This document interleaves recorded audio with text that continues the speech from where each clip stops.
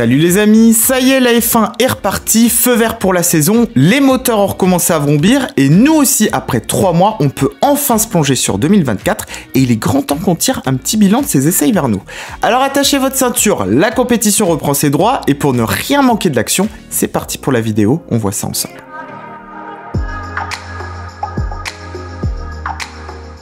Alors les essais hivernaux, on a beau dire et redire que ça signifie strictement rien, que ça ne présage rien de la performance de la saison, et moi je vais vous prouver le contraire. Déjà c'est crucial ne serait-ce que pour préparer l'année. Tout simplement parce que le nombre de tours qui est parcouru, c'est l'équivalent de 6 à 8 grands prix pour les équipes qui vont le plus rouler, donc si on rapporte ça à la saison, les teams ont en fait parcouru déjà près d'un tiers de la distance en Grand Prix du dimanche. En plus de ça, c'est l'occasion aussi de tester tout ce qu'on peut. Des réglages courses pour des simulations de low relais en pneus durs, mais aussi quelques sprint runs pour voir ce que la voiture a dans le ventre en gomme tendre, même si on va pas se mentir, il faut quand même en garder un petit peu sous le pied encore pour ne pas tout dévoiler à la concurrence. D'ailleurs, ce jeu-là, il faut rappeler plusieurs paramètres importants. Ce qu'on peut juger de ces essais, c'est tout d'abord la fiabilité, le nombre de tours parcourus, les pneus utilisés et aussi une petite tendance du rythme des monoplaces, mais en aucun cas, ça présagera d'une hiérarchie complète.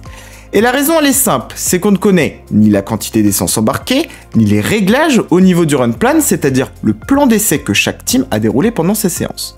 D'ailleurs, je pense que ce qui peut être intéressant, c'est de vous remontrer aussi un petit coup ce qu'avaient donné les essais 2023 à titre de comparaison.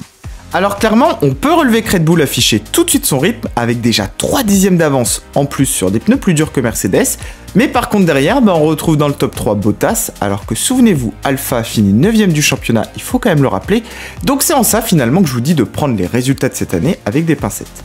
Maintenant, ça n'empêche quand même pas qu'on peut creuser le sujet, ne serait-ce que sur le reste, donc on détaille tout ça, c'est parti. Alors au niveau de nos équipes, ce que je peux vous dire c'est que malgré la stabilité du règlement, on s'est pas tourné les pouces pendant l'hiver. Red Bull qu'archi dominé a revu complètement l'aéro de son capot moteur avec un canon cooling massif façon Mercedes 2023 pour refroidir son moteur et accompagner au mieux l'air jusqu'à l'aileron arrière. Ferrari a revu ses pontons avec des baignoires bien moins creusées et aussi des petites ouïes sur les côtés, là aussi pour mieux diriger le flux. Mercedes a de son côté reculé la position du pilote de 10 cm pour une meilleure stabilité et revu l'aéro de son aileron avant, pendant que d'autres ont travaillé leur suspension. Bref, chacun y allait finalement de ses petites astuces. Maintenant, qu'est-ce que ça a donné en piste ? Alors les 2 meilleurs temps absolus ont été réalisés par les rouges, Sainz a été le seul à passer sous la barre des 1,30 et Leclerc s'est approché de Carlos le 3e jour à 4 dixièmes sur les mêmes pneus C4. Derrière on retrouve très proche Russell, puis Joe à 3 dixièmes de la Mercedes juste devant les Red Bull, mais attention, et c'est là où la précision est importante, c'est que Max et Checo étaient en C3, c'est-à-dire une gamme plus dure. Et voici aussi ce que Pirelli nous dit sur les pneus de cette année. On peut noter qu'entre le C3 et les C4, il faut compter 6 à 7 dixièmes de différence. Et tout ça, ça veut dire qu'à gomme égale, Max et Checo étaient virtuellement en fait dans les temps de Carlos Sainz. Maintenant, et je vous le dis une nouvelle fois, on ne connaît pas la quantité d'essence de tout le monde, mais c'est une info qui méritait quand même qu'on s'y attarde. A noter que pour nos bleus de chez Alpine, au classement cumulé, Ocon et Gasly sont placés 16e et 17e en pneus C3, ce qui veut dire que du coup, on n'a pas trop cherché la performance, et Gasly a en plus été retardé le 3e jour par un petit élément de carbone qui s'est détaché à l'avant. Je termine cette partie aussi par un petit récap sur le nombre de tours parcourus, parce que c'est important aussi de savoir qui a le plus roulé et qui du coup a pu au mieux tester sa voiture. Dans les plus assidus, on a Haas, Ferrari et Red Bull qui ont tous les 3 dépassé les 390 tours, et à l'inverse, on a McLaren et Williams qui n'ont même pas atteint les 300.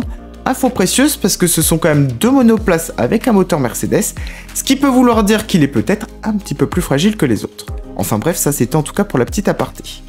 En tout cas, les amis, ce que je peux vous dire, c'est que si les chronos, c'est du temps autour, c'est du concret, croyez-moi, les équipes, elles savent très bien aussi tirer des infos et des enseignements de ce qui se passe en piste, et elles ont déjà une petite idée de la hiérarchie, alors qui est la bonne surprise et qui au contraire est dans le dur? On passe aux prédictions les amis, c'est parti.